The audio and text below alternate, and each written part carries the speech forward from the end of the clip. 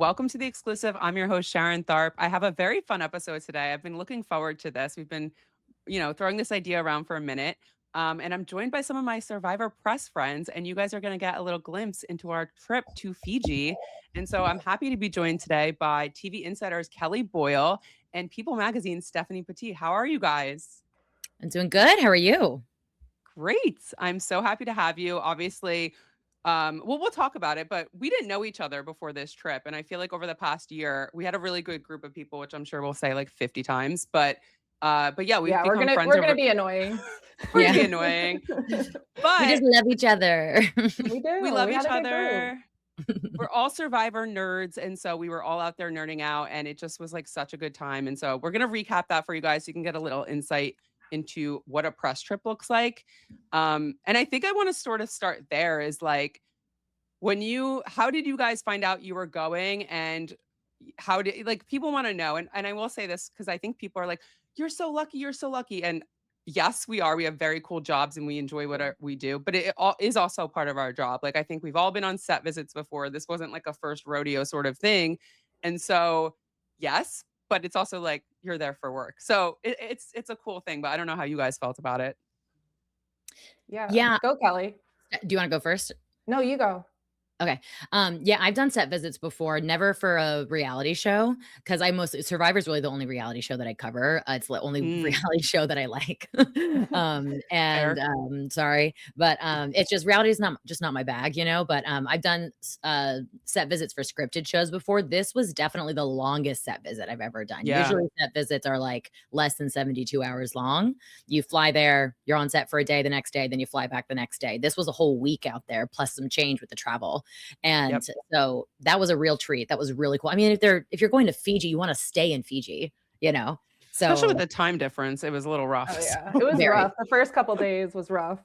Oh my God. Yeah. Struggle to stay awake. But so I found out that the invitation came to me from CBS through an email, and they really buried the lead. Like, the email was I'll never forget this. The email was 3 paragraphs, each paragraph about something different. And then the Fiji invite was the 3rd paragraph. And I was like, lead with that. Like, oh my God. All of it was good news in the email and everything. It was like updates on other things we had been talking about. And then the 3rd thing. And I was like, yeah, I would love to go to Fiji. And my managing editor, Meredith Jacobs, was also CC'd on the email. And like, she read the email faster than I did. I think we ended up just coincidentally reading it at the same time. And she slacked me in all caps, Kelli, because she saw the Fiji invite. And so then I opened it, and then I was in my office. Was I in my office? Yeah, I was. And I out loud said, holy shit, and because it was an invitation to go to Fiji. So I was like, fuck yeah, I want to go. Can I cuss on here? You can, yes. Great. Okay. So yeah, that was how I found out. And I had been in the middle of like season 48 press that these invitations came out. Yeah, I want to say it was like, I think like April of 2025 for at least for me. But that's fun because I didn't even know that story from you. But I guess for me, it was a little different because my usual beat is royals. So I cover like Meghan Markle and Kate Middleton and all this stuff, but I'm a huge Survivor fan. And CBS reached out to People, and they wanted someone from People to go on this trip. And I actually don't even know who threw my name out there, but they were like, Steph Petit's a huge Survivor fan. And at the time, I think I was like 2 months back from maternity leave. Like, my baby was 8 months old, 7 months old, something like that. So whoever asked me first about this trip, I was like, there's like no way I can go. Like, this is my dream, but like, I don't see this happening. And then I talked to Colin, my husband, and he was like, wait, you get to run a challenge. You get to go to the tribal council set. You have to go. So yeah, that's a good partner. Oh my God. Like I was so out. So shout out Colin, but he came through. His mom came and stayed to help with the baby while I was gone. My mom was helping out. So yeah, that's how I came to know about it. And it was just like a whirlwind. I've been on like royal tours and stuff before. And yeah, what you're saying is so true. Like, it is cool. You get these really cool opportunities, but like, we're up late working. We are like stressed about if our recorders are charged, if all these, like, if everything, made it to the cloud, wherever the hell that is. So it's a work trip, but like focus on work for sure. We had tons of fun. It was amazing, but like Yes. it was a lot of work as well. Like I think I Yeah. did 40 interviews in 5 days, something like that. So like God. Yeah, Yeah. you did way more than I did because you Yeah. were interviewing dream teamers. I interviewed a lot of the crew for like family stories. Yeah. But yeah. Yeah, I mean, at minimum, all of us did 25 interviews because we did all 24 Right. players and Jeff Probst. So it was what, 7 of us as press out there? Yeah, 7 7 or outfits. 8. I think Mara. I think it's 7 with Mara. Yeah. Okay. So yeah, it was a lot. Yeah, and all 7 of them doing 25 interviews minimum. Yeah, All I think like people 15, 20 minutes long each. Like those are long interviews. Like, I mean, you can get a lot. 15 minutes doesn't sound like that long, but you can fit a lot of questions in 15 minutes. Yeah. And a lot of them ran over because some of these people haven't talked. They weren't allowed to talk for days, and they were very willing to talk. And so I don't know if people like fans realize, or just in terms of our jobs, like interviewing nonstop is very tiring. Like, Oh God. Yeah. I will admit some of my interviews that were later in the day were maybe not as like energetic, or even the ones that in the morning. I think like, I think I got some feedback of like, most of my feedback was great. So thank you, people. But there's always a couple haters. And I don't know, one of them, I was kind of like, you don't understand how tired we were and how like drained it is, So I think that doesn't come across because I think a lot of people see, wow, you guys that's so cool. Like and it is like, I don't want to downplay it. We were all like nerding out, like I said, but it is a lot of work. And that kind of brings me into sort of the prep for this trip is like, CBS gives you a list of things that they think you will need. I don't know about you guys. I was so stressed about this packing situation. I was texting Mike Bloom, like, please help me. I did not pack enough. I did not pack enough. You all saw my small ass suitcase when we arrived in Fiji at the airport. I saw Lori, and I hadn't met any of the other press crew yet, but I had met like Lori and Shauna, and Lori was like, saw my small carry-on size bag and was like, "That's all you brought?" And I was like, am I fucked? Like, I was so scared. And I did not bring enough. But I mean, I packed enough. Like, I don't know. I'm like a pretty efficient packer. I pack like things that will things that will layer together, right? So I'll have multiple outfits with like a couple of options, right? Yeah. I needed more. Yeah. I was very concerned about the sunscreen and bug spray and stuff. Of course, that was all provided, but like that was like if I don't have this, like I'm going to die. And it was actually fine. I think I overpacked. I think I brought the most. But I also had like my breast pump and stuff. So like it got crazy. My packing was a little crazy. No, we should know that this was your first time away from your baby. Yeah. Oh yeah. Right? But, you did great. I haven't the way. been away. Yeah. Well, thank you for saying that. I feel like I was like a zombie the first like day or two because I was obviously jet lagged. I feel like I was so stressed, and I feel like I was just like worried about what was happening at home. And I feel like everyone thought I was so weird because of it. No, you were so sweet the whole time. Oh, yeah, I think we were all just getting to know each other. Like that's the other thing. Some people knew each other. Mike Bloom obviously knew a lot of us, like, and Dalton as well. He's been doing this forever, but a lot of us didn't. And so it, again, not to sound corny, but ended up being a really good group. Because I don't know about you guys, but I've been on a few press trips where there's always like one asshole or like one weirdo. No offense, like so. Yeah, Well, that was set visits don't always work out. Yeah, no, 100%. And like there's that was the other thing about like when I was able to go for people. I was like, you can't send someone who's not a Survivor fan. Like that's not going to work. And that was like, being weighed even if more I couldn't go go. when we were there. Yeah. And I was like, who are you going to talk? Like, what are you going to talk to these people about if you don't even watch the show? Like, whatever. But yeah, we had a great group. Like, we were referring to Mike and Dalton as our camp counselors the whole time, like asking them questions. We were like, okay, where do we go next? Like, where's the bathroom from here? And they were like amazing. I think they were enjoying that there was a new group of people like to hang out with. New energy. Time. Mara too.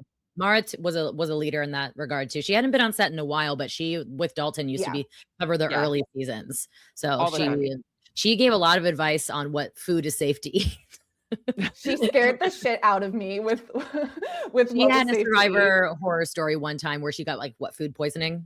Yeah. which is the worst. Or was it even on a Survivor's trip, or was that on a different set visit she did? I don't know. It might have been Survivor, and they used to go to more remote places too. So not that, you know what I mean? They used to go in the jungle, God knows where. So Maura's been all over, and yeah, it's probably one of those places. I don't know if it was like Guatemala or something. I forget what she said. But yeah, I think packing was just stressful. You know, because again, they give you an outline of like, okay, you're gonna need water shoes. There's not a lot of wet landings, and I don't know if people realize this, but yeah, the islands we're going to, a lot of them don't have docks. There's no electricity. So, you know, when we were packing, I packed so many extra fucking batteries and they still weren't enough. My batteries were dying. So yeah, it was complicated. And also like, you know, for tribal, they want you to wear dark clothes. Like there was just like little things that we had to abide by. But I think overall I did fine. I'm trying to think if there's anything I would do differently. I threw my shoes away. I think a bunch of us left clothes in Fiji because we're like, we're not even bringing this back. I left my boots there. And then my hiking boots, I left them there because they just got destroyed by mud from that challenge. And then they were just like so covered in sand. And when I was packing to leave, I had sat them out to dry out because they were disgusting on a towel in my hotel room. And I was just looking at them and I was like, I kind of never want to look at you again. So I'm going to leave you here. Yeah. I just left them. They were $20 from Amazon, so I didn't really care. But I did not pack enough bathing suits. I brought 2 and I was like, I needed to bring like 5 because like I wore a bathing suit every day while we were out there because like we were doing 3 challenges and we did them on different days. And I just didn't know. Nothing dried very like, on the press. Yeah. Like on the press days, which were like done over 2 days, they said that we could like on breaks between interviews, we could like go in the water if we wanted to. So I didn't end up doing that, which I regret because my tent was right on the beach. It was so beautiful. I should have. But you had a good setup. We were in the jungle and you were on the beach. Yeah.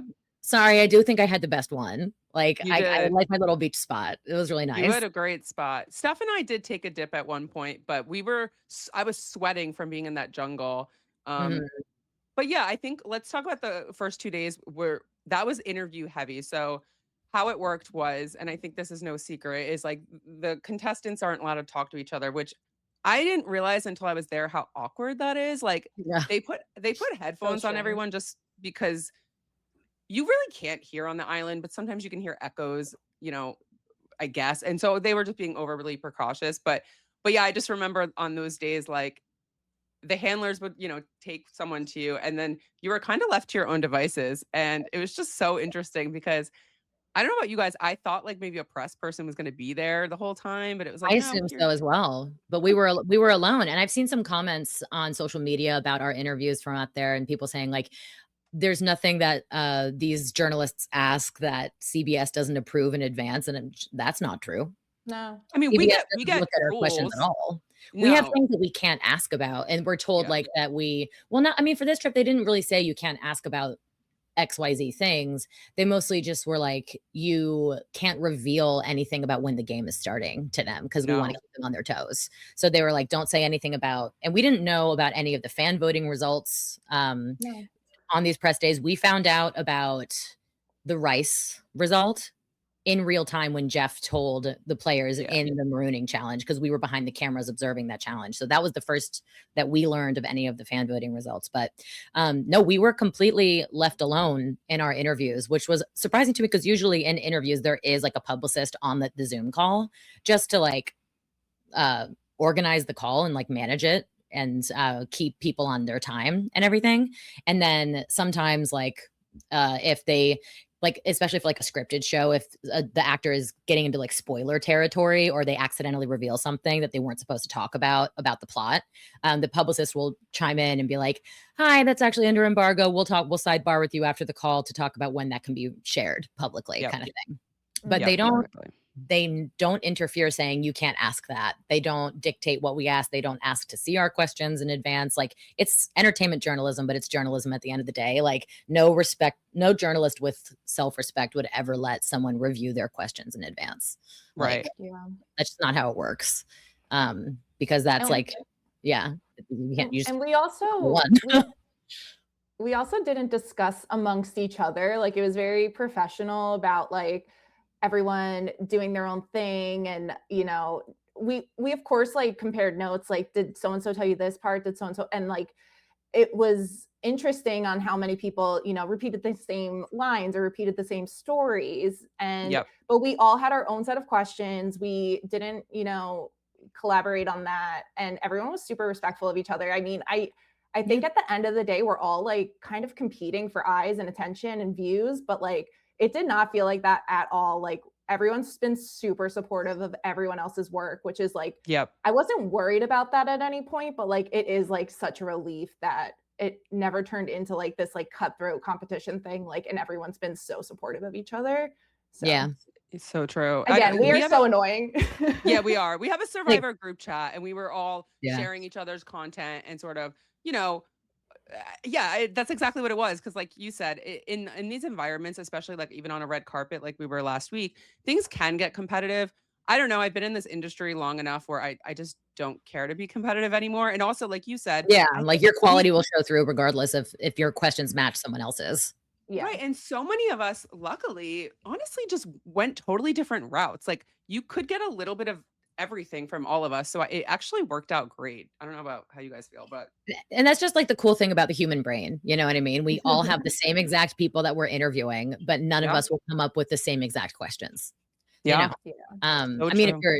I mean, some lesser journalists would definitely end up asking the same questions, I think, because I hate the questions that are like, what was it like to do this? I'm like, oh my God, be more specific and interesting. You know what I mean? Like there's a time and place for what was it like, but it's like, if that's like most of your questions, I'm like, yeah. I want to go back to what you I want to go back to what you said about the players not knowing anything, because they are kept in the dark. And you know, the publicists do warn us that they might try to poke you and these guys are veterans. They've done this before. They can pick up on clues. Like I'm curious what you guys think, not to call anyone out, because I don't think it's a big deal. But like, for example, for me, Stephanie came, and for some reason, when I interviewed Stephanie, she was in her game clothes. And so when she came, it was like toward the end of the day, and she was like, why am I in my game clothes? And I'm like, I don't know. And I was like, did you just like do a photo shoot? And she's like, no. And she's like, the game's got to start today. And I'm thinking in my head, no, it's like 4 p.m. girl. No, it's not starting today, but I can't say that. And I'm like, oh yeah, I don't know. And so not that she was trying to get information from me, but probably a little bit. And did you guys have any of those experiences with anyone? Yeah, with D. D, okay. Yeah. She was trying to figure out when the game was starting. And that is the one thing we did know. The press knew that the game was starting on that Friday. Yep. And the press days were on Wednesday and Thursday. No, they were on Tuesday and Wednesday. And we had an off day where we went to Cloud9, which was really fun. And then so the interviews were on Tuesday and Wednesday. And Stephanie was also in her game clothes in my interview. Most of them were, in fact. Yeah. Okay. Well, they were bouncing around, like they were doing photos and that kind of stuff as well. So sometimes they were in more like chill clothes. I had someone, it was Angelina. She was trying to feel out when the game started too. She said, I was like stopping my recording and like making sure everything was like set. And she was like, yeah, I know we start tomorrow. So blah, blah, blah. And I just like kept looking down and like just pretended not to hear it and did not say anything. And then like in my head, I was like, girl, you got a whole day to chill and relax, but I cannot tell you that. And there were, I feel like, was it Kyle who asked everyone like about his game? Wait, he asked you that? Yeah, he was like, what did you think of my game? And I was I didn't know that he asked everybody. I can't say that. I thought he did. I don't remember. Did you guys answer? I was just like, I don't know, you won. I think I gave like a one-word description. I was like, you want, because I was in my head, because he asked me while we were, my tent was on like the bottom of this little hill right on the beach. And so we had to like walk up the tiny hill to get to the path where the handlers would pick up the players. And so, and we had to like escort them back up there. And like, so when we were waiting for the handlers to pick them up, we had to be the handlers. We were just standing there. Yeah. And like, we couldn't really talk. And then Kyle asked, we're waiting on the path, and Kyle asked me what I thought of his game. And I was like, my brain was breaking a little bit. I was like, am I allowed to say anything? Is he trying to scheme something? He seems so genuine, but also that's Kyle. That's how he plays. Like I felt like I was in the game for a second, but I can't remember what I said. I did give an answer, but I was super vague. I think I said, you were mindful. I was so vague. I know. I'm not used to being put in the hot seat like that. I'm like, no, I asked the questions. Yeah. I don't think But I don't think he asked me, but sorry, Steph. I was just gonna say a couple people asked me what I thought they should do in the game. And I was like, oh. Well, Devo, we can't tell you that. Yeah. With Kyle, I was just like, I don't know if I'm allowed. Are you trying to like strategize right now? It Maybe you just 100 wanted Or your are we making small perception. talk? Yeah. it 100% sometimes felt like they were already gaming, and I was like, I am not Yes. involved. And we know like they're shooting each other looks or like whatever. Like we know that they're together and they can't talk, but like the game's already on. Like they're already thinking about like if I wear this, I look a certain way. If I eat this, like someone's gonna think this about me. They're already gaming. Like by the time the press was starting, and like it did feel like sometimes they were like they even told us like the CBS people like don't let them see what time it is, like things like that. They just want to keep them like as isolated as possible so that like they're not getting outside info beyond the game. And it was hard. Like they know what they're doing. They're all returning players. And like you could tell that they were already like scheming. And I was like, I am not involved. I know nothing. I truly they would say, like, how long are you guys here for? And I was like, I don't want to I wouldn't want to tell you that. Dee asked me that. She was like, when did you guys get here? And how long are you staying? And I was like, I don't know. Yeah, because they're trying to figure out if we're here, we're probably here for the first couple days. Like they're trying to figure this all out. So like they ask these questions that when you go back and think about it, you're like, they were trying to get info out of me. Yeah. Which again, don't hate the game. Like I get it. No. I thought it was fun. It was a fun experience. I felt challenged and I was like, oh, I feel like I'm in the game. And that kind of stuff is what made me think that journalists could be good at this game. I mean, we've seen like Devin is a broadcaster, Savannah is a journalist. She won the game kind of thing, but I feel like journalists are like kind of naturally primed to handle those kinds of Conversations because it's like, no, we know how to keep a poker face in it when you're talking to somebody, Fair. But okay. Yeah, I felt challenged by it. It was fun. I really enjoyed it. It was fun. Yeah. And one of the interview days, before the second interview day, I think that's what it was. There was this photo shoot that you guys obviously saw. Well, it was the cast photo. And that for me, I don't know about you guys, was also super fun because we got to see them. They're not interacting with each other too much. There's just little subtle things like, oh, so-and-so helps so-and-so get up the rock or whatever, like to take the photo. And I just was like paying attention to every little thing and just soaking it up and like how they do all that. What did you guys think of the photo shoot? I thought it was really funny that they kept them all in like that line on the shoreline facing, like they all had to face the water a couple of feet apart from each other in this giant line. And they had the handlers around them monitoring them so they couldn't talk. And then so with that, it was interesting to see who was like just staring straight ahead, not looking at anybody, who was looking around, who was like moving around a little bit because they didn't have to like stand completely still. It's not like the military or anything, but like I remember Jonathan was kind of walking in a circle at one point, and they're allowed to talk to like the handlers and stuff. I remember seeing Chrissy going up to a handler to ask a question. And I was like, oh, is she trying to like, what is she doing? Didn't Chrissy ask you about your hat or Mara? She asked Kristen. I think it was Kristen. Okay. That was yeah, Kristen. And we were all like, yeah. When they talked to us, we were just like, can this happen? And we were just like, CBS, hello. I mean, she wasn't doing anything wrong. Like she knows the rules. She just was asking a journalist about where she got her hat.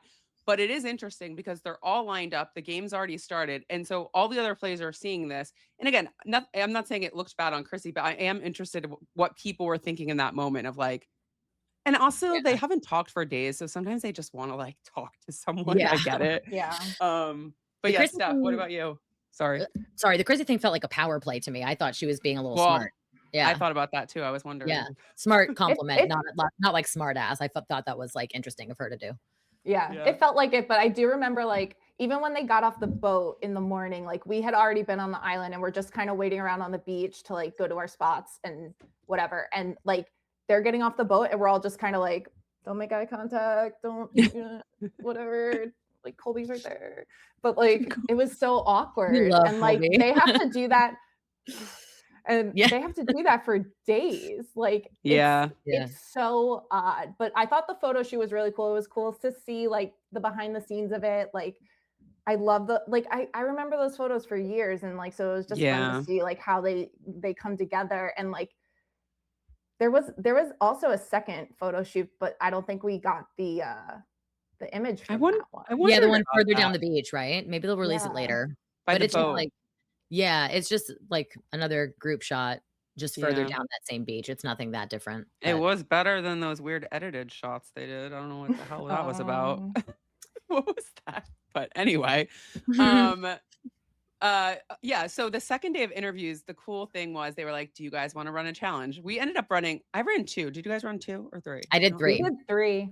Oh, right. Which you guys will tell me about. So the first one we did was the first challenge that we saw in the premiere. I don't even actually know how much we can say about the second one, although I'll probably release this maybe whatever. It might be okay. I think that challenge comes out in tomorrow's episode. It does. And also it might have been in the preview, so I don't think it's like a big spoiler. But yeah, the first challenge, I was nervous. I don't know how you guys felt. I have been working out for a good amount of years, but I'm not the best with like cardio and like endurance. And I don't know. So for me, I ran that challenge and it is way harder than it looks on TV. And maybe that's just like such an easy thing to say, but I promise you guys, like, I feel like I'm in pretty decent shape at this point in my life.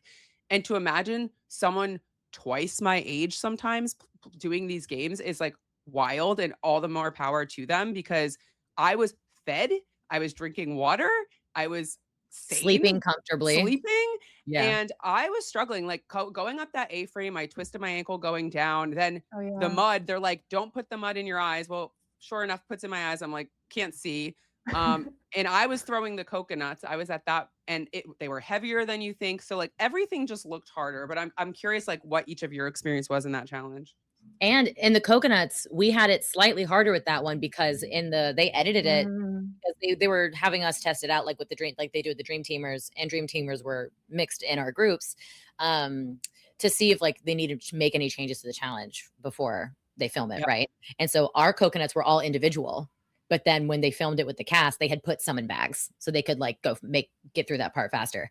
I felt good with most of the challenge. Like, it was difficult, but I felt like the A-frame I thought was really fun. That was really fun. I hated it. Oh my God, I loved it. I was like, wee, I'm up so high. But then the mud, I was terrified when I realized I didn't have a hair tie. Oh, like, I forgot. Yeah. Around, I was like, I have long hair. And it was curly that day. So it was like, it was even longer that summer. So I was like, oh my God, I'm going to go in that mud tunnel and I'm going to be blinded by my damn hair because I forgot a hair tie. And I was walking around, I was like, anyone have a hair tie? Does anyone have a hair tie? And then I was like, I couldn't find one. And I was like, oh my God, buff. So I used a buff. I put it on as like a headband. And then I was like, I just needed to like keep my hair out of my face for a couple of seconds so I can try my best to get through the tunnel. And it did. You know what? It held my hair back long enough for me to get through. Kelli, did you see people in the episode using the buff to cover their face when they went in the mud? That was smart. I noticed that, and I didn't think about that. I didn't even think about it. Yeah. That's the benefit of being a returning player. Like, you can you know the hacks of all these challenges, you know? Yeah. And the human ladder, though, that was a very humbling experience. Like, it was, I'm not the most athletic person. I mean, like, I'm athletic, but I don't like really do dance like I used to anymore. So I was shown how weak my arms are on that human ladder. You think that you have like enough strength to pull yourself up. And then I was like, I can't even do one fucking pull up. This is so embarrassing. But like, I got up. I really thought that I was going to be on that human ladder on that damn ramp for like a long time. And then I wasn't. But it felt like forever. I felt like forever being on there. Shout out to the Dream Teamers for literally pushing and pulling me up. And then after that, I was like, I'm hitting the fucking gym. This is crazy. And then I felt better about myself doing the puzzle because our team, Sharon, you and I were on the same group. Our team was in 3rd place. And then me and Mike were able to like catch up with the puzzle, which I was very proud of.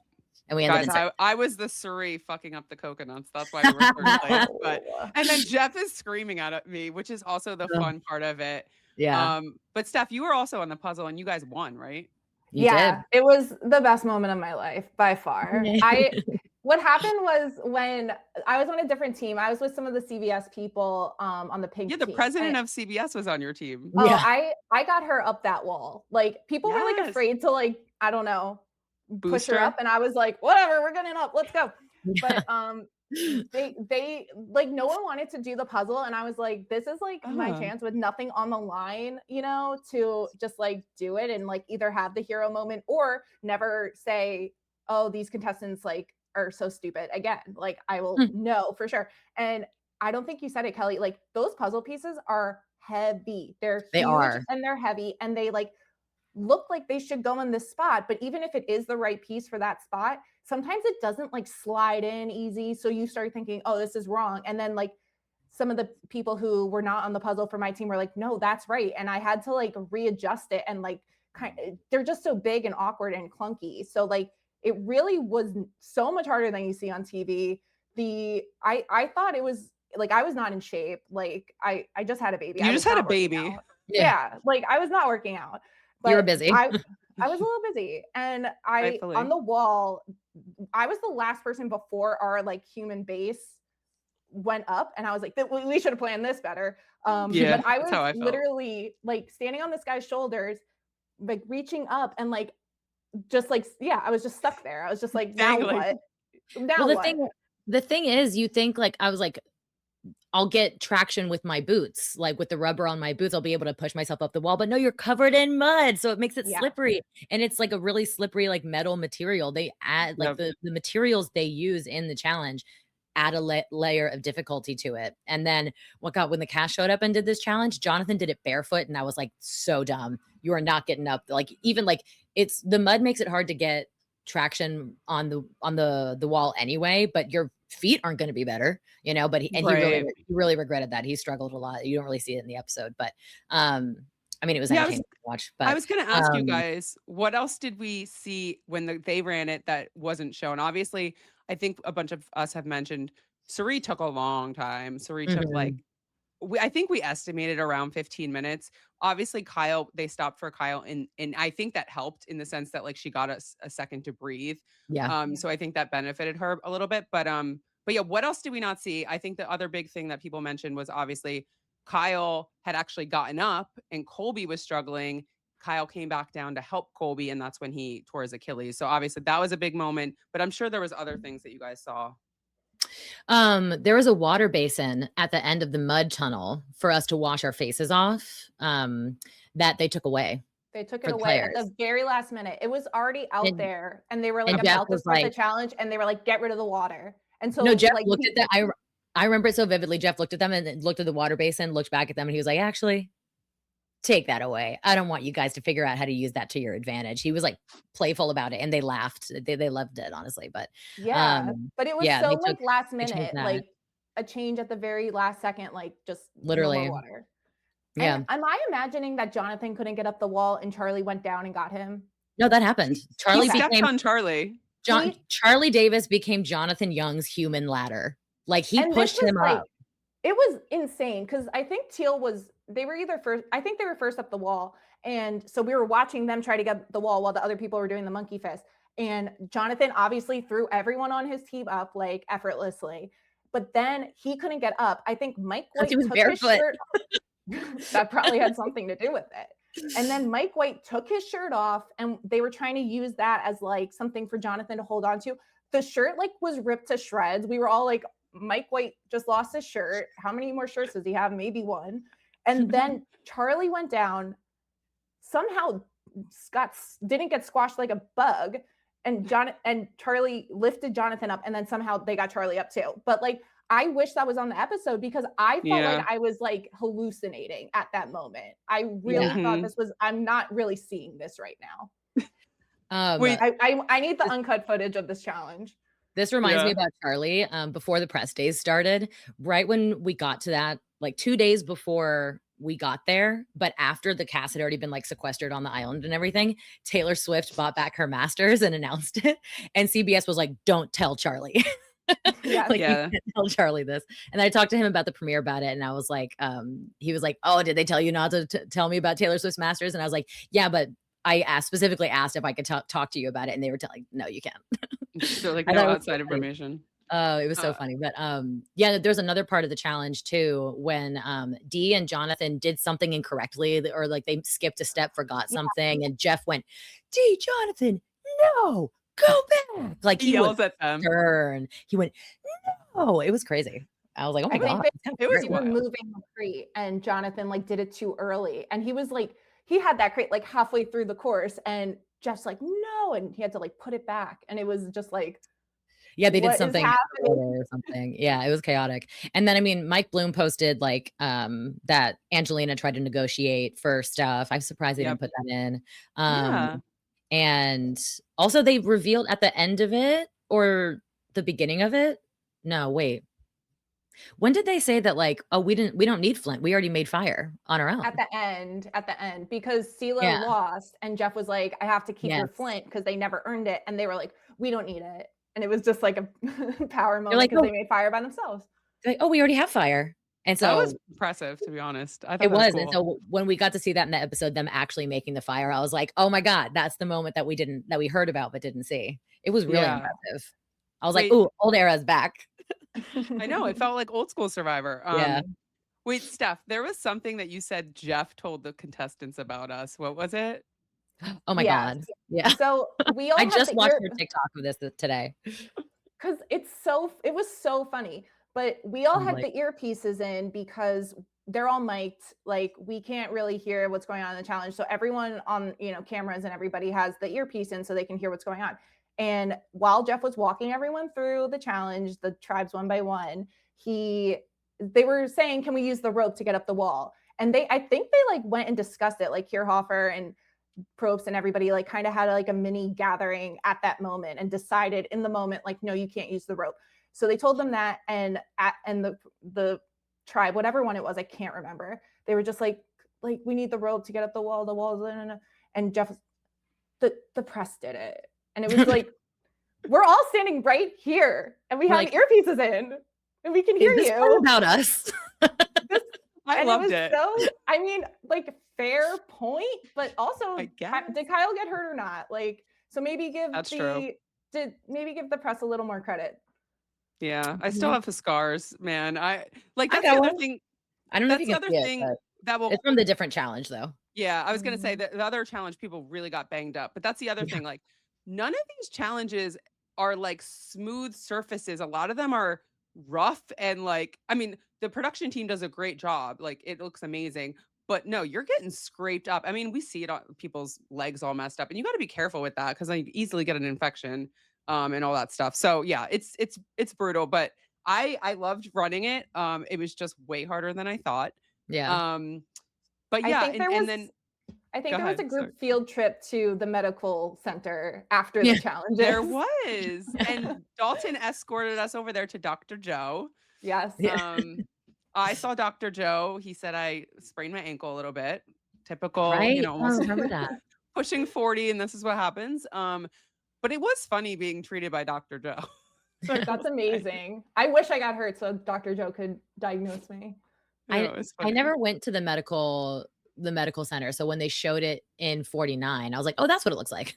Yeah. And it's just like a small room on the base camp, which we can talk about too, is just like when you're there, and they've talked about how it feels like a family. It sounds so cheesy, but like, literally there are children everywhere. There's families everywhere. It feels like you're at a resort with everyone who knows each other. Am I wrong?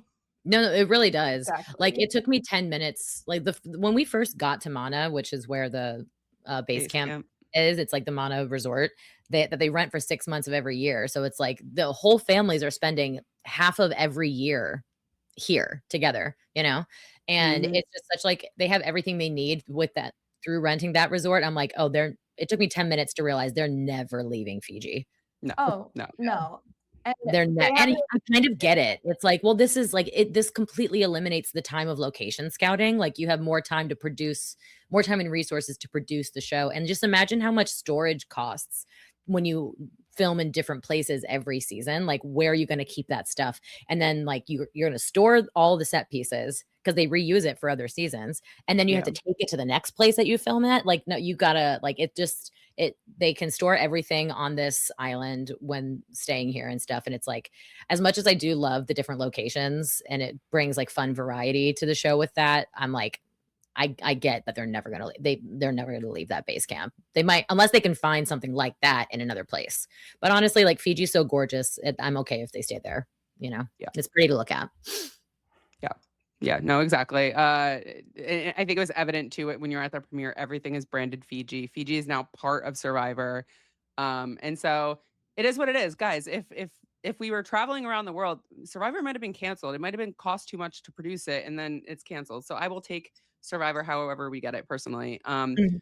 But real quick on the other challenges that we obviously can't maybe say too much. I mean, again, I don't think the next one's a water challenge. I think that was in the preview anyway. And they made some adjustments on that too. So like we ran it just with the dream team like we did previously. And it is interesting to see Jeff in real time being like, okay, we got to fix that. That has to be wider. Okay, less coconuts or whatever. Anything from the second challenge that stuck out for you guys, or the third, I guess, that you did? The 2-tiered balance beam.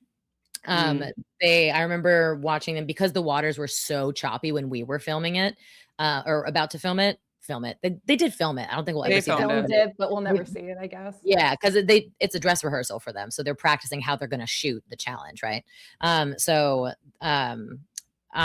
remember watching them like there's like a little trapezoid shaped addition to the top beam to make it even thinner.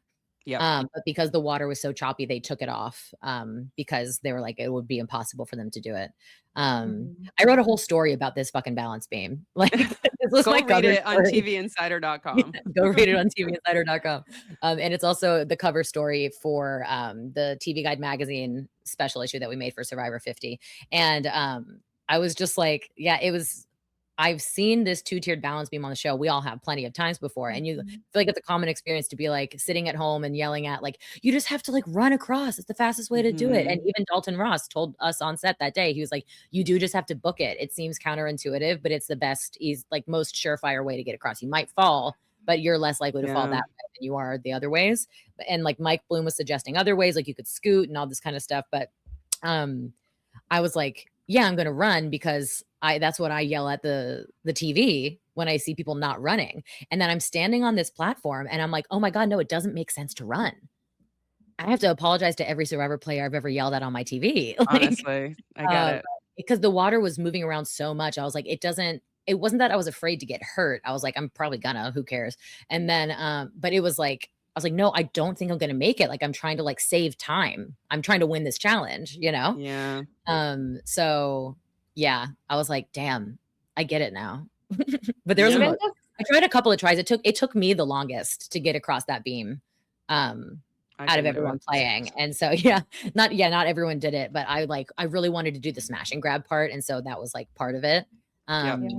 And another part that I really loved too was if you didn't get the smashing, like you didn't like break the disc on the first try, you had to swim back and go back up. And there was no ladder to get up on there. You just had to like push yourself up. Oh my God, it was so hard. And I felt and it was hard, but there was like I was like, oh, how do I do this quickly? And I was like really thrilled by the challenge of it. But there's like a little under the water, there was a little like metal frame holding up the pillar that was the base of the thing. So I used that as a ladder and I pushed up and I was like, I'm gonna win this fucking thing. I'm so savvy. I'm so happy. And then I really failed the balance beam and I was like, I'm losing this for everybody. But I don't understand. You're standing on the platform before the balance beam part, and that is shaky. Like you have to gather yourself and catch your balance on that part, and that's not even the balance part. So it was really hard. I did the smash of the key too. I jumped multiple times. Like my team was really having trouble getting even your dream teamer. Even your dream teamer had a really hard time. Yeah. Everyone was having a lot of trouble. Were you on my team? Yeah, we lost. We lost. We lost. But I mean, I just wanted to jump off that platform. Little did I know I'd get to do it 3 times. And then when I finally did smash the thing and the key dropped, the part that it was attached to sunk the key. So we're supposed to grab the key and bring that across the balance beam. I couldn't find my key. So because it had sunk. So I'm just looking around. It's not floating. I don't know where it is. And they just said, go, continue on because it's rehearsal and, we'll figure that part out. But it shows that things can go wrong and that they have to just adapt on the fly. Yeah. Yeah. My 2 anecdotes is I was tossing rings and then I was in the water too. I am a great swimmer. I grew up on the Jersey Shore. I grew up swimming stuff. You know, I'm a really good swimmer and I was having trouble. I mean, the current was crazy that day, but like, I can't imagine like someone new to swimming. Like, you think swimming to get a ring back and forth, like, isn't that bad? It was tiring as hell. And I, again, am a strong swimmer. So that was one thing. And then the other funny anecdote was that they were filming this, right? All the camera guys are blocking and whatever. I get in the boat after the challenge, and the one camera guy was like, "Oh, I was like the close up on your face. Like that was my camera." Oh, And he goes, no. every time you missed a ring, you cursed. And I was like, that's the Jersey in me. Like I curse like way too much, but yeah, I mean, overall, like it was super fun. But again, I think the big takeaway for me is like, these are no joke. Like I can't imagine not, you don't know how difficult they actually are until you're doing it. And I didn't understand that before. Like, of course they always look difficult, but you can imagine yourself playing it and being like, yeah, I could do that. And then you get there and you're like, maybe I can't. No, exactly. Yeah. And it's just like trying to figure out the physics of how this works. Like, how can I get my body across this balance beam with knowing my skills and everything? And like the balance beam took me 4 attempts and I didn't get across until the 4th one. The first one, I tried to just like walk slowly across and I fell. And then because the waters were so choppy. And like, mind you, I have like 18 years of dance experience. I have good balance. And I was like, I could do this slowly because I know how to balance better than most. It didn't fucking matter. Like, the ocean said, hold my beer. And then, so I was trying to get across. And then the second time I was just like, the running is not going to make sense. I really felt like if I ran, I might like, I know I said before that I was like, I didn't care if I got hurt, but I was a little fearful that I would get hurt. Cause I also watched him like fall off and twist his ankle pretty badly on that. Like he thought he might've really fucked it up. And he went like right before me. So I was like, oh, this looks, I mean, like, I get hurt, but I also don't like want to set myself up for it. Then I don't remember if I like tried to crawl my second attempt or scoot my second attempt, but neither of them worked. Cause it's like, you could like scoot across the first part, but then, or I was like trying to crawl and then, but it's like moving forward, going on the first part makes sense, but then you have to like adjust and go down the other way. And it's just like a lot of balancing, difficult work to do on a tiny balance beam. Right. And then, I tried to crawl and then I just like fell off and like kind of swung off and I was hanging off the bottom like I remember. Like a sloth. And I was just like, I'm just gonna hang here for a second. Because the rule was if you, as long as you didn't fall in the water, you were still on. If you could pull yourself back up, similar to what happened with Christina in 49. If you were still on the beam, you could pull yourself up and stay in. So I was like, I might have the strength to do this, but I don't have the time because I was already putting us behind. And then, so I just let go and I swam back. And then on the 4th attempt, and mind you, the whole time the rope key is in my mouth because I need my hands free. And so I'm like on the platform and John Kierhofer is in a boat behind us and yells to me. He's like, Kelli, if you don't make this one, just swim the rest of the way. And I like whip my head around and I was so pissed. How dare you? That I was like, how dare you, Kierhofer, think that I won't make this? And it's like, of course, well, you failed the last 3 times, Kelli. That's why he thinks you won't make it. And then, so I was like, fuck it. And I just ran and I made it. And then Jeff goes, that's how you do it, Kelli. And I was like, life made. This whole trip was worth it. Just hear Jeff yell that at me, you know? The Jeff yelling and play-by-play was like so cool. I think at one point we asked him to yell at us, right? We were like, can you be rude to us? Like, yes, we did. Really want to experience it. And he was like, he did I'm already taking pictures. I'm trying to assess the challenge. He was kind of like, I'm already doing a lot for you guys. And we were like, fair. Yeah. Well, you want to be mean to us, Jeff? Like, when I finished the puzzle on the first one, I was like, Jeff, check. And he was like, yeah, you won. And I was like, well, I need to check. Yeah, there wasn't like a big the full experience. Yeah. Same.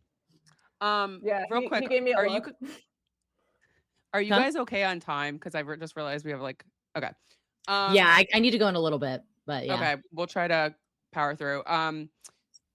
So let's talk about the Marooning because I thought that was obviously the big moment we got to see the start of the game. It rained a little bit that day, and we were basically right behind the cameras.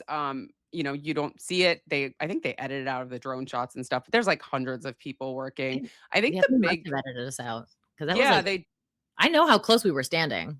Yeah, we Yeah. were close. I think the big thing was that and it didn't surprise me, but I found interesting was that, they told us do not drink water in front of them. These people didn't, they just started the game. It's forgot. been 1 minute and I like how they kind of, you know, none of the crew drinks water in front of the or eats in front of the contestants, even on day one. And so I know I found that interesting as a fan. I didn't know that. But anything Yeah. that sticks out from the Marooning for you guys? Jeff interviewed all 24 of them. He talked to Yeah. everyone, didn't he? It took Yeah, a and then long they time. didn't it took a long time, and then they didn't use all of it. I thought Yeah. they might for 50. I really thought they might, but, A lot of tears. also, Jeff is just, like, more impressive than people give him credit for, I think. None of what he says is scripted. He does it completely on the fly. Like, he might think about it a little bit in advance, but, like, and he doesn't mess up. He doesn't say, he doesn't stumble over his words. I think we heard him, like, have to redo a line one time, and it was, like, for the intro in the first immunity challenge with the A-frame in the mud, and I don't even remember what he said, but he needed to refilm something one time. Like, Jeff does everything in one take most of the time, which is very impressive. I don't think anyone told him, like, "Can we do that again?" I think he said, He reset it himself, let me yeah. redo it," because he knew he stumbled on a word or something. But it was I mean, no earpiece, no cue cards, nothing like that. Tribal council just totally on the fly as well. Like, I was so impressed by that. I don't know if any other reality TV host can say that because it was. I told him that. I wonder if Phil Kogan just does it off the cuff as well. I feel like he probably is similar to Jeff in that regard. At this point, probably. Yeah. But yeah, They've both I been doing agree. it for so long. I told Jeff, I was like, tribal council is even more impressive because you say one wrong thing, you're tipping someone off to what's going to happen. And granted, I don't know if he gets like the cliff notes, but he doesn't know like the ins and outs of everything. But he just does such a good job, and I do think that's an underrated thing. I do remember one of the other things that wasn't surprising, but like because Survivor is bound by these game show rules, there is standards and practices, and they walk every tribe through the challenge, and that takes a minute. Like Jeff walks every single tribe through the same thing. They get to ask questions. They get to, and I love that. That was really cool to see. And then, but then you do see people mess up. They don't show it in the show, but I remember Christian when he was doing something in the first Marooning challenge, like did something wrong, and he's like, Christian, the other side. So like, obviously we don't see stuff like that on the show, but I'm sure it happens here and there. Yeah. Camilla really struggled with that first part of that Marooning challenge as well, the digging part. Yeah, that took her a little bit of time, similar to Suri with the monkey's fist, although it didn't take her nearly as much time as Suri. But I feel like we should explain our perspectives on why we were all so worried for Suri after watching that challenge, because I know that was probably a little shocking to see from all of our responses to all of our coverage of this episode, that we were like, I think Suri might go. Yeah. I mean, I think we all looked at that tribe, knew physically it would be the weakest. And I did think in the preseason, most people, people mentioned Suri, but I feel like Savannah had a bigger target. So I was like, oh, okay. Like if they go to tribal, it's probably going to be Savannah. But then after watching the episode and after, which I want to talk about next, the tribe camp visits, it did seem when we went to Sela, Kelly, I was with you, right? Because we went in two groups. Jenna was like, just talk. And Suri was just sitting there. I don't think Suri said one word the whole time. No, I don't think she did. She was observing everybody.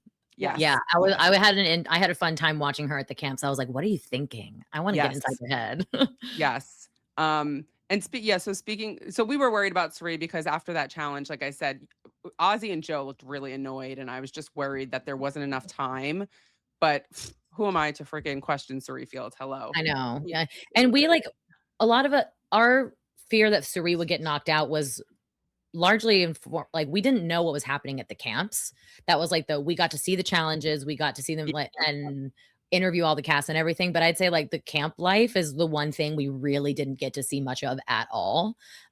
So I don't know about Steph, your group, but our group saw no strategizing happening. We saw just people hanging around, Didn't see much. What happened, I think, when we got there, Ozzy had just gotten back from exile. So we got to see he said he hurt his back, but like everyone, all 8 players were all sitting around the fire well, they didn't have a fire yet, but they were sitting around where there would be a fire in like their camp and talking all together. So it was nice to get to see everybody interacting and who was sitting next to who and who was, sharing stuff.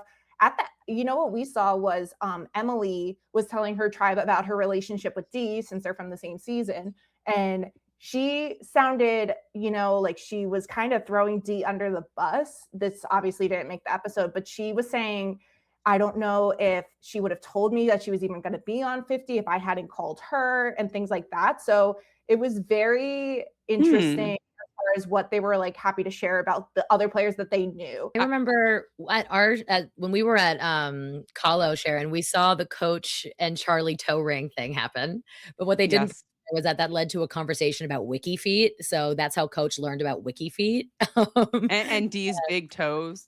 And Dee's big toes were a topic of conversation. Real strategy talk, guys. Yeah. I don't know. Mike White wasn't there when we were there. I think he was away doing a confessional. And then also when we were at Sela, Devins wasn't there. He was also away filming a confessional.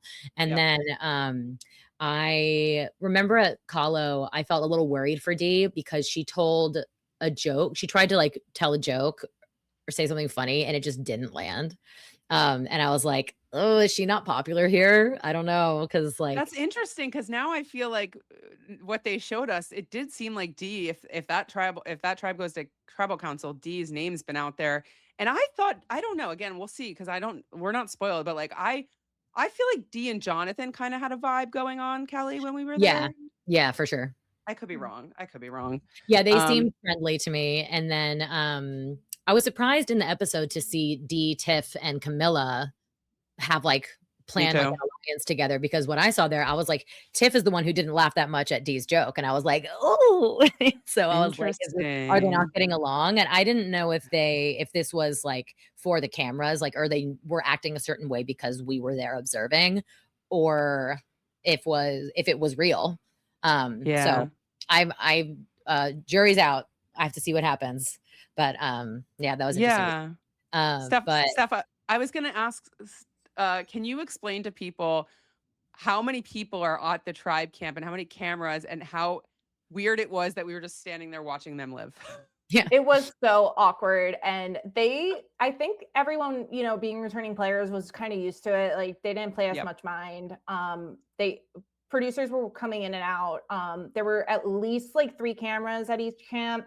There were sound people for each camera. So like a boom mic, a camera assistant. So there's probably 10 to 12 people, standing around. But, when we were at the Sela tribe, everyone was sitting together. So all the cameras are just kind of making a semicircle and shooting everybody. But when we went to the Teal tribe, I forget their name, Kahlo, and they're all walking around. So a couple camera people went off with this people, a couple people went off with this people, and there must be so much coordination going on. I mean, even I don't know if you experienced this on your half, but at one point we were walking away from the tribe and they were like drone shot, and we had to like go hide in the bushes because they were doing a drone shot. And all the camera people had to like leave the beach so that they could get a drone shot of the contestants like walking on the beach or whatever. So that was kind of funny. We all just had to stand there for a few minutes until they were like, okay, all clear. Oh my God. There was another point where like, I think Mike White was coming down a path and a couple of us we were like in the path. So we had to like get out of the way. So we again had to like duck into bushes to make sure that we didn't get caught on camera. And that only happened a couple of times. Most of the time it was pretty easy to just stay behind the camera and make sure you were out of the way. But it was pretty hilarious. Yeah. I thought it was great. Sorry, go ahead. No, I was just going to say, I think the rule was just try to stay behind the camera guy so you're not in the shot. I was really surprised by how close they were to those guys. Like watching it at home, I always thought that they just like zoomed in and like were a couple feet away. When that's a close-up shot, those camera guys are standing right in front of those players. So that was interesting. And then I remember at Vatu, there was a moment and Mike Bloom posted a photo of Aubrey and Q hugging. So we saw that hug happen when we were at Vatu. And I feel like it's okay if I share this, but like I had in my preseason interviews, I posted a clip of this on social media. I asked Q and Aubrey, about each other, because in 46, Q voted out Mariah Gaynor because she said that that Aubrey Brackett was her favorite player. And he was like, if you like Aubrey, that tells me what kind of player you are. And I don't want that. That's a threatening player. So I want you out. And so I asked Q about that, because obviously they're both here. And then that was before they found out they're on the same tribe. And then when we were at Vatu, we were told not to make like any facial reactions at the camps. Like whenever we were around the players while filming was happening, we had to keep a game face, no reactions to anything, which was hard to do because you're seeing like these like players, like when we, like it was so hard not to show anything on our faces when Suri was struggling in that challenge, because it was just like, oh, Suri, oh no, like she can't get out. Like it just, we were all, oh my God, Siri just turned on because I said Suri.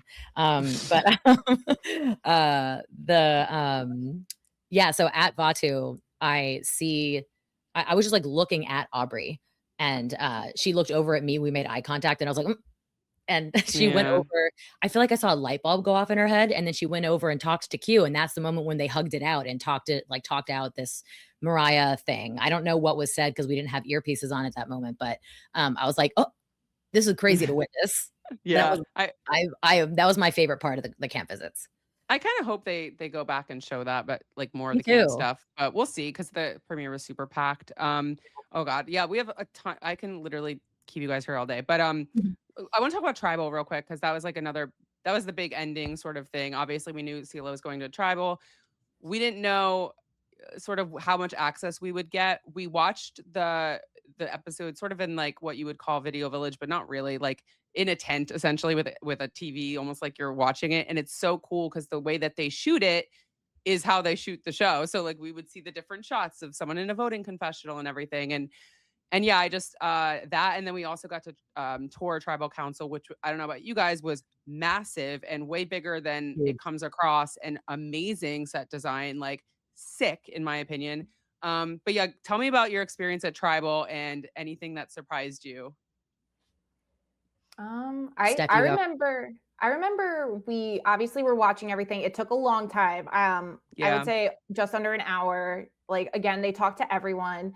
I think what they didn't show at one point was Jenna said something along the lines of, everyone's talking differently than they talked to me at the camps.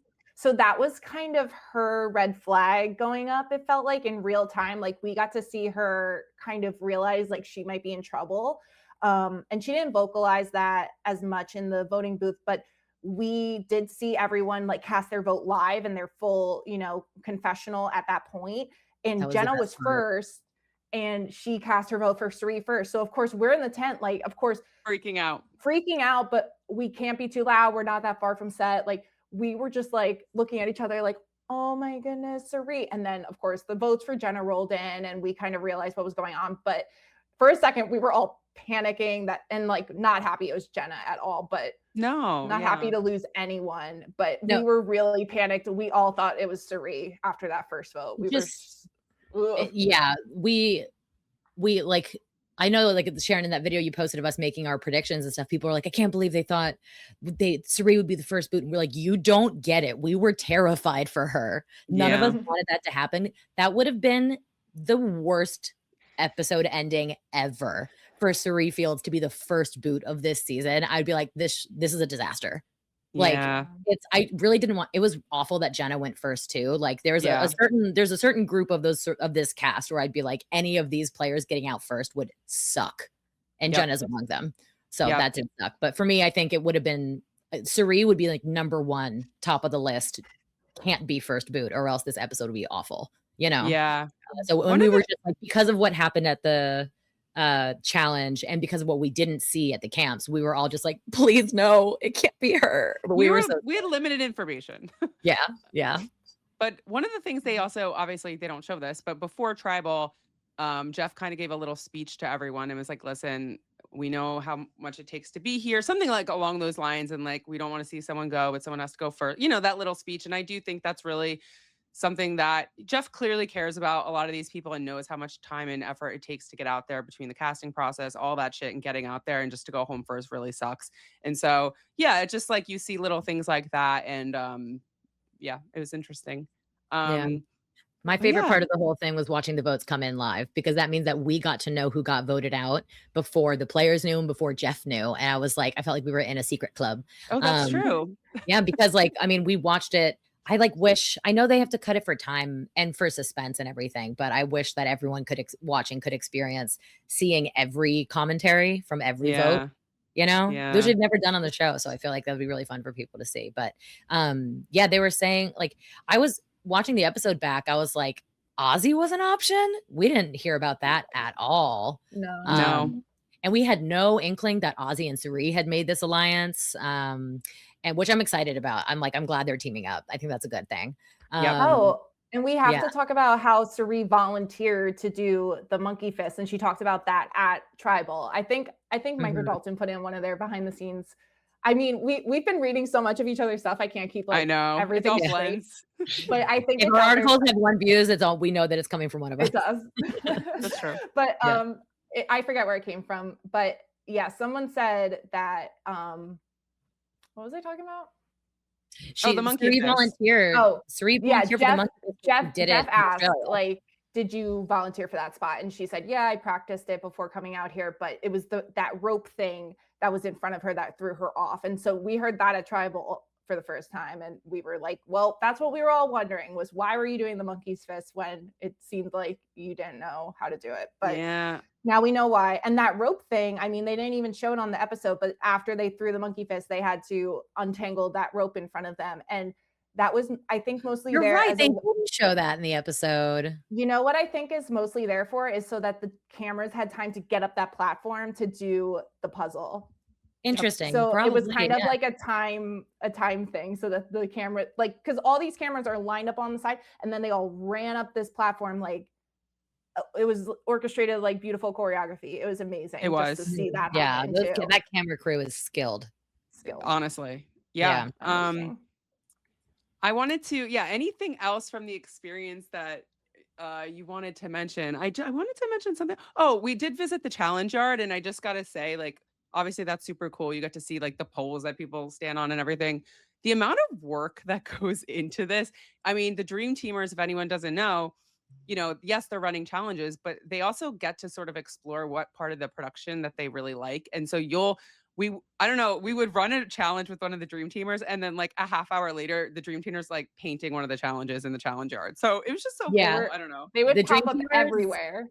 Yeah, that's kind of like the entry level position on Survivor, because like once you do Dream Team, that could lead to you becoming like having like other crew jobs, and a lot of people start there and then move up. Then, which was cool to see. It was fun to see Jeff Probst's niece running around there too. Was Abby on the Dream Team, or is she was just on production? I can't remember. I think she's on the Dream Team, but I didn't even know like what she looked like while we were out there. Me either. Yeah, she was doing some of the she was a handler on the press days. I remember that too. But she was really nice. All of them were so nice.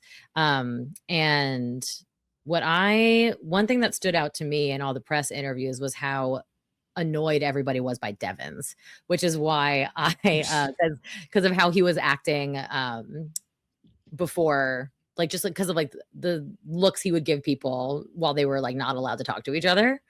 Can we say this? There was like, they told us about one moment where like they were in a car together, and a Taylor Swift song played on the radio, and Devins turns around and looks at Charlie and she's like, like, I mean, he didn't say anything. He just gave a look, but he didn't say anything, right? But like they can like look at each other and like communicate, like mess with each other a bit and intimidate each other. And Devins, I think he had even said in interviews, he was saying like, I'm trying to mess with these people a little bit as much as I can within the rules before we start, because that was part of his strategy. And I was like, well, it worked. People were annoyed. And that's why in your video, Sharon, we did like first boop guesses. I was like, it's either Cirie or Devins. I was like, everyone's really annoyed with him. I think they might want to get him out. He was going to be in trouble too, but you know what? I forgot that him, Christian, and Emily like know each other that well. So I'm glad he's once we saw his tribe, which we didn't know the tribes until the Marooning, like when they got their buffs. As soon as I saw his tribe, I was like, he's fine. Like any other tribe, he'd be in trouble, but he's fine. Yeah, so true. So true. I want to wrap up here, but can you guys give me tell me what piece of content from the set you are most proud of, and then also tell the listeners where they can catch like the rest of your stuff. You want me to Whoever go? wants to go first. My favorite was the Survivor babies story. I got to interview all these crew Loved it. members. It So was cute. so cute. I mean, it was perfect for me. Like, I had a baby at home. I kind of related to these people and trying to figure out the work-life balance. And Jeff, when I talked to Jeff, I talked to a bunch of the people who are the parents on crew, but I also talked to Jeff about it. And like, we only got a limited time with Jeff. He lit up when he was talking about this subject. He was so proud and happy about it. So that was a lot of my time and my energy on that Fiji trip was towards this one story, but it turned out You were so grinding. great. You were grinding. I think like you and Terry did the most interviews. Yeah. Every time there was like a morning where they were like, okay, some people are going to get on the boat and do interviews and some people are going to stay at the resort. I was always on that boat. Like I never had a day off. And I could have used it really, but no, it turned out so great. It's like one of my favorite pieces I've ever done. So yeah, you can find it on people.com. If you just type like Survivor babies, it will probably come up. And for sure, everyone go check that out. It's a really, really cute story. And also, how many was it? 82 or something? Like, what's the crazy number? There were 60 and was my official 67. Count, but I know people that were pregnant at the time. So the count is probably higher now. Yep. Yeah. Yep. Kelli, what about you? I'm really proud of the special issue of the TV Guide magazine that we produced from this trip. I was the head writer on it, which was a first for me, and I'm really proud of it. My great grandma used to read TV Guide religiously, and we all Survivor did.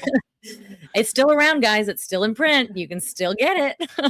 And it's not tvguide.com, which is confusing and annoying. It is my existence. Media acquisitions and splits, you know what I mean? Sometimes you don't get things in the divorce, but so TV Insider is TV Guide Magazine's website. And yeah, so TV Guide Magazine is the print version that's still around. We made a Survivor issue dedicated to Survivor, and I wrote the cover story for it, which is like about those challenges.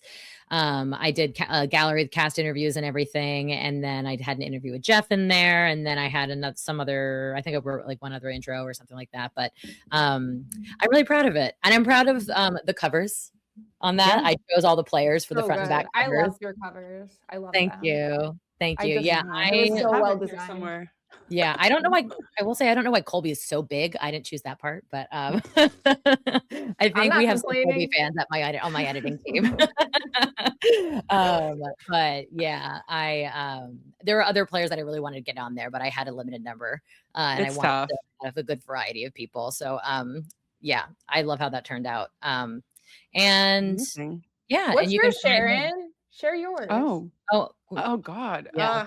I don't even know. I think I got a lot of great feedback. One of my favorite compliments is when people compliment my interviewing style. I don't know how you guys feel, but I do feel like that's like such a huge compliment because it's something that, it doesn't come easy right away. Obviously you learn over the years, and I feel like I've gotten better at it. And like you said, we had to prepare for so many interviews, and you can plan as much as you want, but you just never know how they're going to go. And I just really was proud of my interviews and how different they were from everyone else's. And so I was very excited about the feedback and yeah, just all the videos I did. Obviously, I'm still putting out some stuff with Jeff and the producers, which I thought also was fun, but getting to be there and interview the contestants, I'm really proud of. And so definitely go check out all my coverage is on mensjournal.com in written form. And then all video is over on my podcast. Well, this podcast, the exclusive. But yeah, and then I just want to shout out the other journalists, obviously Dalton Ross at EW, Mike Bloom at Parade and RHAP. We had Terry Taronis from Hollywood Reporter, Nick Caruso from TV Line, Mara Reinstein from Us Weekly. Did I get everyone? I think so. Yeah. Great group of people. Definitely go check out their content. And Kelli and Steph, I just want to say thank you for doing this. I think people will enjoy this sort of little behind the scenes stuff. And yeah, appreciate you guys being here. Thank you for having us. It's been so much fun to have the girlies.